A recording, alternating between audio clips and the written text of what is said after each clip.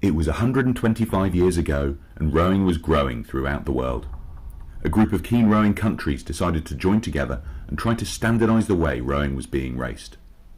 5 nations met in Italy in 1892 and formed the International Rowing Federation, FISA.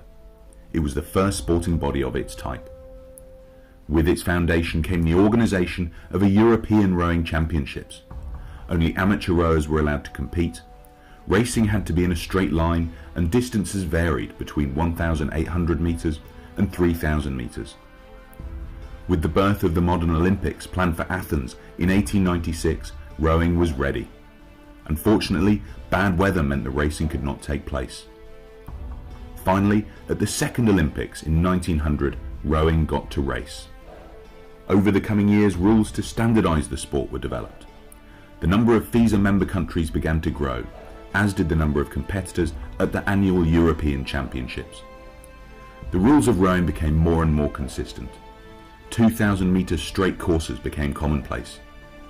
And finally, in 1954, the European Women's Championships were created. The women raced for 1,000 metres. 20,000 people watched. In 1958, 34-year-old international rower Thomas Keller became FISA president. He remained there for 31 years. Keller wanted the rowers to be at the centre of decisions made.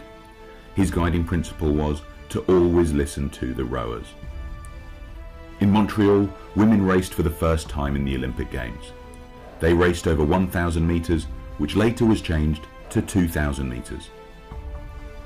In 1985, FISA had 63 member federations and launched the development programme. Rowing started to be developed around the world.